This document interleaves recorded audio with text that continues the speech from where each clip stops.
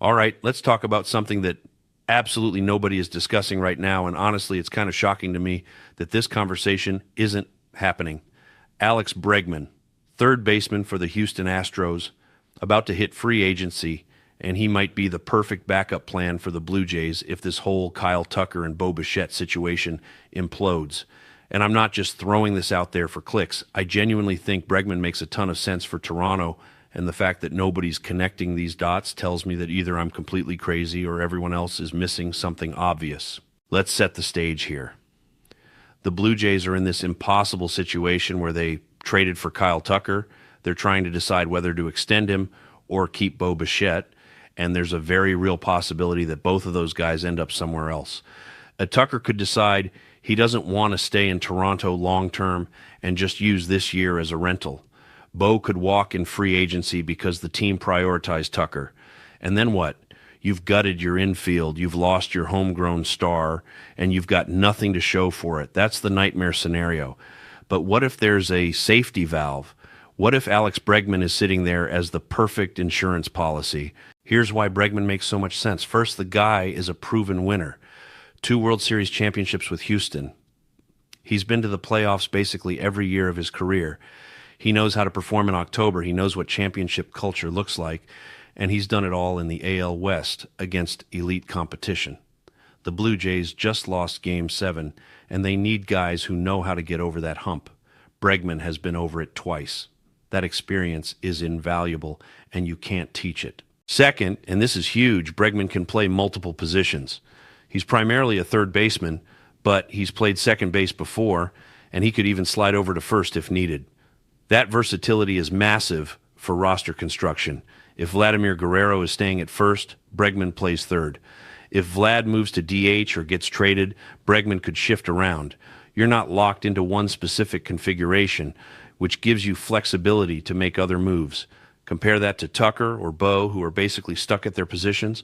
Bregman gives you options. Third, let's talk about what Bregman brings offensively. This guy has hit 25 to 30 home runs basically every healthy season. He gets on base at an elite level. His OBP is consistently over 350, and he's a smart hitter who works counts and makes pitchers work. He's not a flashy 40 homer guy, but he's the kind of player who produces consistently year after year. And here's the thing, consistency is underrated. Tucker might give you more peak performance, but Bregman gives you a floor that's incredibly high. You know what you're getting with him. Now, here's where it gets really interesting. Bregman's price tag is probably going to be significantly less than Tucker or even Bo. We're probably talking about 6 years, $200 million, maybe a little more. That's expensive, but it's not $400 million Tucker money. And if the Blue Jays miss on Tucker, if they lose Bo, having that money available to pivot to Bregman could save their entire offseason. Instead of scrambling for scraps, they could land a legitimate star who fills a need and keeps them competitive. Let me give you the scenario that I think could actually play out. The Blue Jays extend Kyle Tucker, Bichette walks, and suddenly you need an infielder. Matt Chapman is already at third, but what if Chapman moves to first or gets traded? Or what if you slide someone around? Bregman could come in and play third, pushing Chapman to another position or replacing him entirely. Your infield could be Vlad at first or DH, Bregman at third, and then you figure out second and short through trades or free agency. That's a really good foundation, and Bregman is the piece that makes it all work. But here's the backup plan within the backup plan. What if the Blue Jays lose both Tucker and Bo? What if Tucker doesn't extend and walks after this year, and Bo signs with Boston or Atlanta? Now you're in full crisis mode. Your franchise cornerstones are gone, and you need to rebuild quickly. Bregman becomes even more important in that scenario because he's a proven star who can anchor your lineup while you figure out the rest. He's the kind of player who prevents a total collapse. You can build around him short-term while developing younger guys or making other moves. Now, I know what people are going to say. They're going to say Bregman is older than Tucker and Bo, that he's on the wrong side of 30, that his best years might be behind him.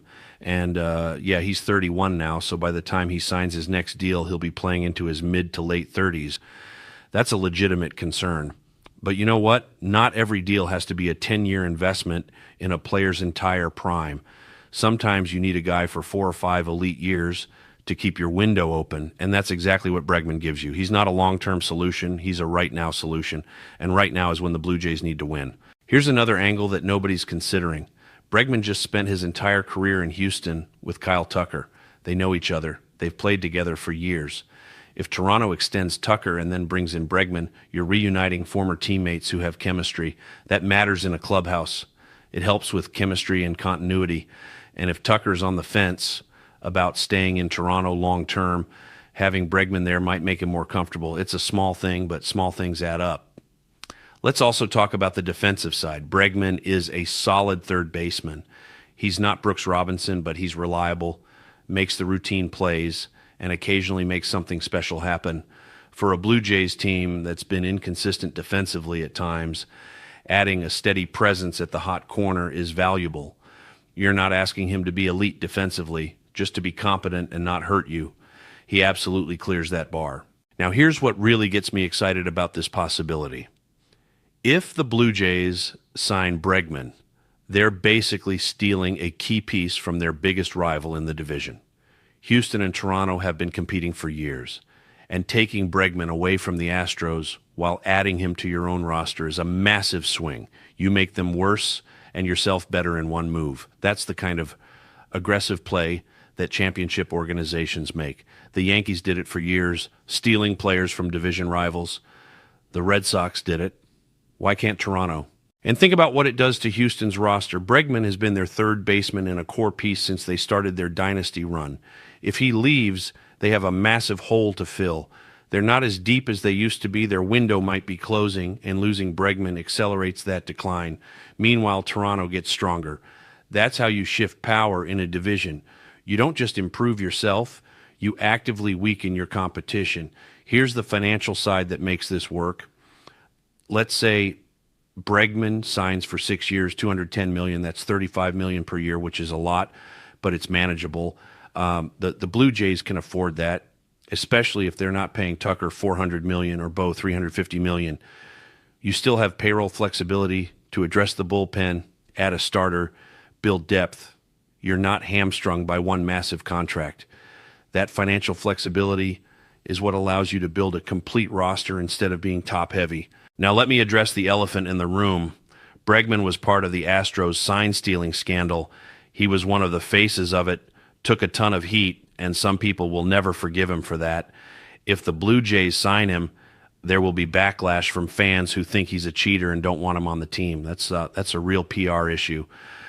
But you know what? He's still producing at a high level without any sign stealing. His numbers since that scandal have been consistently good. He's proven he can hit legitimately.